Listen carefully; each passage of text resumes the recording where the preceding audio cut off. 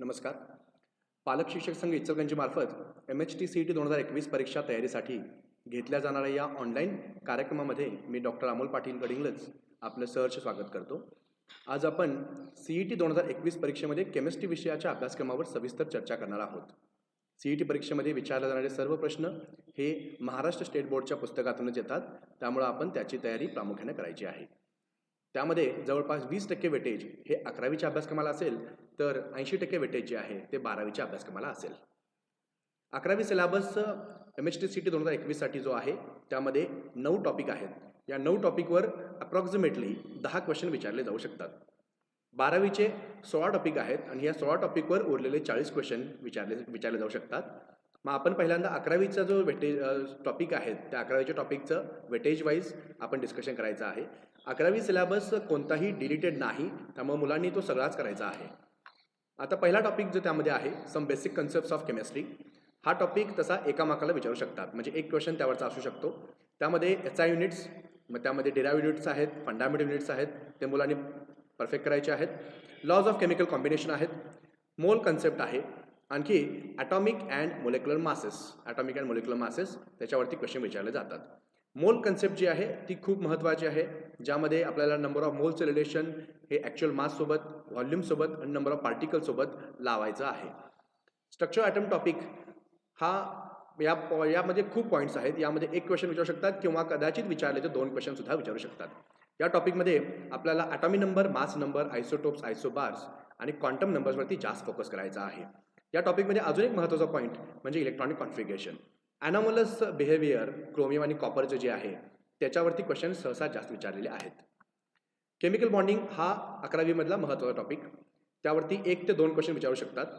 त्यामध्ये मग 4 theories, Lewis theory आहे, त्याला ऑक्टेट रूल म्हणतो आपण, VBT, VSEPR आणखी मोलेक्युलर ऑर्बिटल थेरी, ह्या 4 थेरीज आहेत. ह्या 4ही थेरीमध्ये सगळ्यात महत्त्वाचा पार्ट आहे आपल्याकडं तो हायब्रिडायझेशन. हायब्रिडायझेशन परफेक्ट करा, तुम्हाला या टॉपिकवरचे क्वेश्चन सुटायला काय अडचण नाही आहे. काही शेप्स आहेत मोलिक्युलचे, ज्यामध्ये H2O, ammonia, ClF3, BrF5, HCF4, SF4 असे मोलिक्युल्स आहेत ज्यांचा शेप विचारला जातो. बॉन्ड पॅरामीटरवरती जास्त फोकस केला जातो, बॉन्ड अँगल किती. त्यानंतर आपल्याला फोकस करायचा आहे डायपोल मोमेंटवर. डायपोल मोमेंट म्हणजे सिमेट्रिकल मोलिक्युल असतील, नॉन सिमेट्रिकल मोलिक्युल असतील तर आपल्याला नॉन झिरो आणि झिरो डायपोल मोमेंट कसं येतं ते विचारलं जाऊ शकतं. रिडॉक्स रिॲक्शन टॉपिकमध्ये महत्त्वाचा पॉईंट आहे तो म्हणजे ऑक्सिडेशन नंबर. यामध्ये ऑक्सिडायझिंग एजंट, रिड्युसिंग एजंट यावर सुद्धा काही क्वेश्चन विचारले जाऊ शकतात. टाईप ऑफ रिॲक्शन म्हणजे एखादी रिॲक्शन रिडॉक्स रिॲक्शन आहे की नॉन रिडॉक्स रिॲक्शन आहे हे सुद्धा विचारलं जाऊ शकतं. डिस्प्रपोर्शनेशन म्हणजे सेल्फ ऑक्सिडेशन रिडक्शन, त्याच्यावर सुद्धा क्वेश्चन काही विचारले गेलेले आहेत. बॅलन्सिंगवर CETसाठी क्वेश्चन कमी विचारले गेलेले आहेत, पण बॅलन्सिंग सुद्धा आपण परफेक्ट करायला काय अडचण नाही.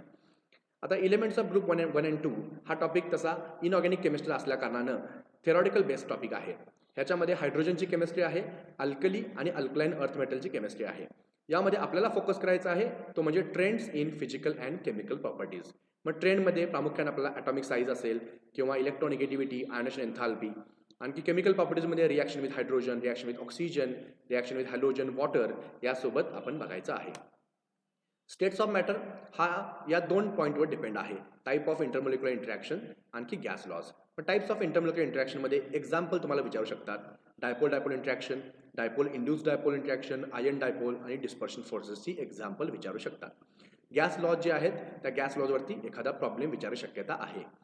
ॲडसॉर्प्शन अँड कोलाइड्स हा टॉपिक म्हणजे सरफेस केमिस्ट्री टॉपिक. यामध्ये ॲडसॉर्प्शन आहे, कोलाइड्स आहेत, आणखी इमल्शन हे एवढं डिस्कशन करायचं आहे. त्यामध्ये हेट्रोजेनस कॅटलिस्टवरती क्वेश्चन विचारले गेलेले आहेत आणि टाईप्स ऑफ सोल त्याच्यावरती सुद्धा क्वेश्चन विचारले गेलेले आहेत. आता हा ऑर्गॅनिक केमिस्ट्रीमधला एक basic topic, basic principles of organic chemistry. यावर 1 ते 2 क्वेश्चन विचारू शक्यता आहे. मग त्यामध्ये प्रामुख्याने IUPAC नोमेनक्लेचरवरती क्वेश्चन विचारला जातोच. आयसोमेरिझम, मग त्यामध्ये स्ट्रक्चरल असतील किंवा स्टेरिओ आयसोमर्स असतील त्याच्यावर सुद्धा क्वेश्चन विचारू शकतात. मग जे काही पॉईंट्स आहेत फंडामेंटल कन्सेप्ट, मग बॉन्ड क्लिवेज आहे, इलेक्ट्रोफाईल, न्यूक्लिओफाईल, ओके, ह्याच्यावरती क्वेश्चन विचारू शकतात. आणखी इलेक्ट्रॉनिक इफेक्ट जे आहेत म्हणजे हे चारही इफेक्ट डायरेक्टली विचारले जात नाहीत, पण त्याचे ॲप्लिकेशन्स जास्त विचारले जाऊ शकतात. हायड्रोकार्बन्स हा टॉपिक 1 ते 2 मार्क्सला विचारू शकतात.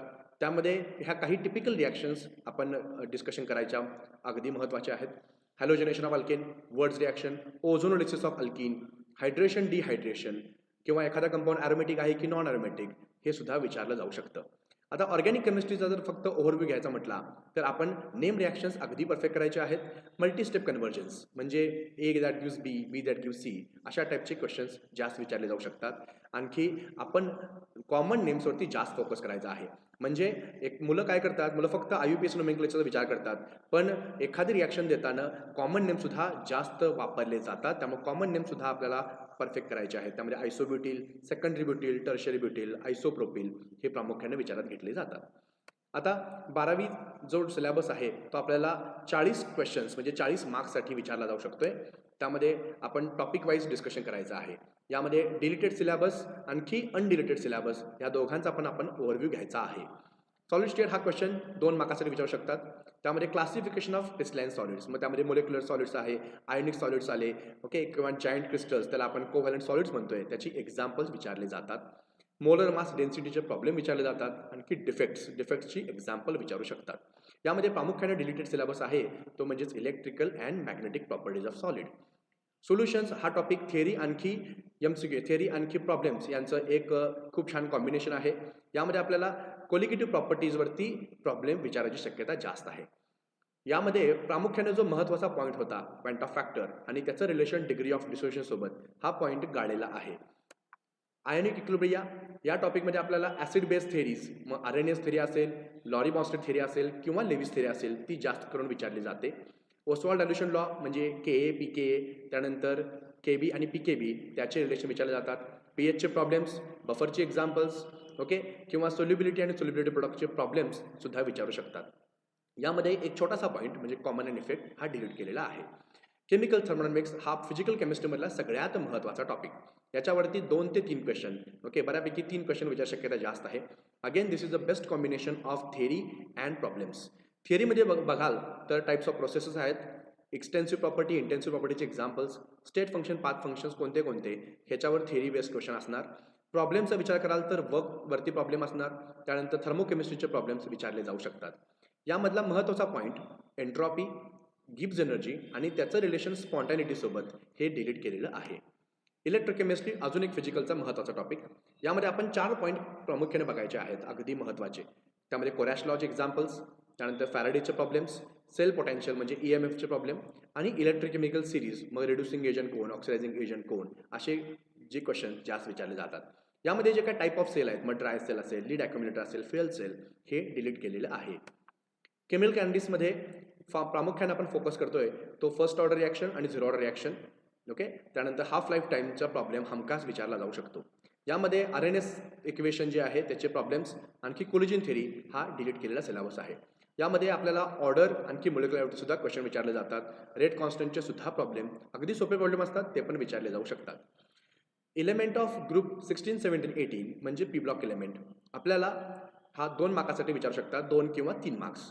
त्यामध्ये ऑकरन्सचे अगदी सोपे सोपे पॉईंट विचारू शकतात किंवा ट्रेंड्स इन फिजिकल प्रॉपर्टीज आणि केमिकल प्रॉपर्टीज हा महत्त्वाचा पॉईंट. त्यामध्ये ॲटॉमिक साईज आहे, त्यानंतर इलेक्ट्रोनिगेटिव्हिटी, ऑक्सिडेशन स्टेट आहे, आयनेशन एन्थाल्पी आहे, इलेक्ट्रॉन गेन एन्थाल्पी त्याच्यावर फोकस केले जातात. ऑक्सो ॲसिड्स ऑफ सल्फर आणखी क्लोरीन हा महत्त्वाचा point.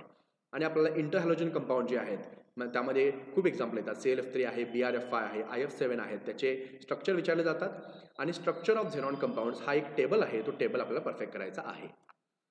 Transition and inner transition एलिमेंटचा विचार केला आपण म्हणजे D and F block elements, तर या टॉपिकमध्ये प्रामुख्यानं मॅग्नीज आणि क्रोमियमचे जे कंपाऊंड्स होते KMnO4 आणखी K2Cr27 ते डिलीट केलेले आहेत. मेटलर्जी सुद्धा डिलीट केलेला आहे. त्यामुळं या टॉपिकचा अगदी महत्त्वाचा पॉईंट हे सगळे जे पॉईंट्स आहेत ते डिलीट केलेले आहेत. मग उरले पॉईंट जे आहेत त्यामध्ये फिजिकल प्रॉपर्टीचा ट्रेंड, मग ऑक्सिडेशन स्टेट, कलर आणखी मॅग्नेटिक मुवमेंट ह्यावर हमखास क्वेश्चन विचारले जाऊ शकतात.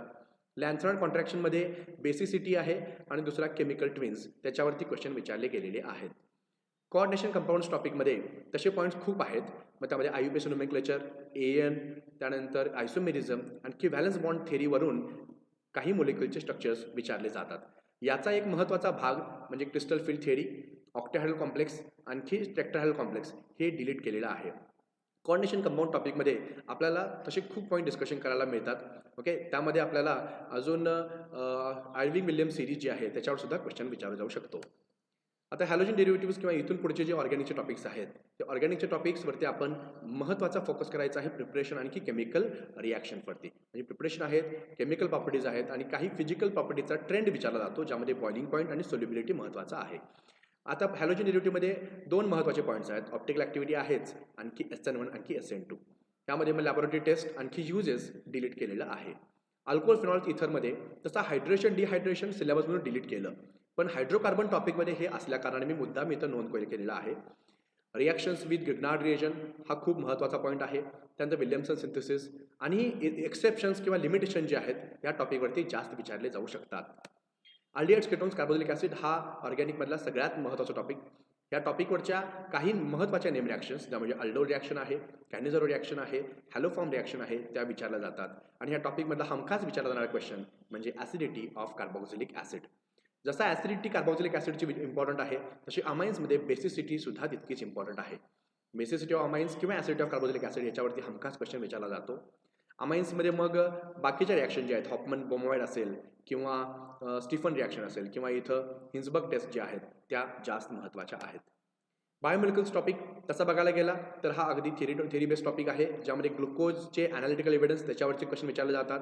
डायसॅकराइड्स, मग समजा सुक्रोज विचारला, सुक्रोज इज अ डायसॅकराइड ऑफ, मग आपण ग्लुकोज आणि फ्रुक्टोज आन्सर सांगतो. तसे महत्त्वाचे क्वेश्चन्स विचारले जातात. त्यानंतर अमिनो ॲसिड्स, त्यामध्ये acidic amino acid, basic amino acid, sulphur containing amino acid कोणते, ओके, असे क्वेश्चन विचारले जातात.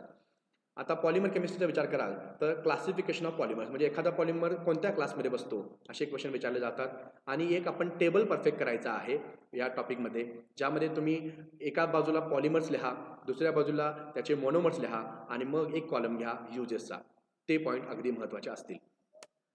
ग्रीन केमिस्ट्री आणि नॅनो केमिस्ट्री हा नवीन सिलेबसमध्ये ॲड केलेला टॉपिक आहे. त्यामुळं याच्यावरती आपण प्रिडिक्ट करू शकत नाही नेमके क्वेश्चन कोणते विचारतील. पण प्रिन्सिपल्स ऑफ ग्रीन केमिस्ट्रीमध्ये ॲटॉमिक इकॉनॉमी अँड कॅटलिसिस हे खूप महत्त्वाचे आहेत. आणखी ॲनालिसिस म्हणजे कॅरेक्टरायझेशन ऑफ नॅनो मटेरियलचा एक टेबल आहे, तो टेबल आपल्याला परफेक्ट करायचा आहे. आय होप तुम्हाला हे सर्व समजलं असेल आणि याचा तुम्हाला चांगला उपयोग होईल. आपण जर टॅलेंट आणि हार्डवर्क या दोघांचं जर कॉम्बिनेशन केलं तर आपल्याला यश मिळायला काहीच अडचण नाही आहे. पालक शिक्षक संघातर्फे ओके आम्हाला हे बोलायची संधी दिली, त्याबद्दल त्यांचं मनापासून आभार. आपल्या सर्वांचा धन्यवाद आणि सर्वांना शुभेच्छा. All the best.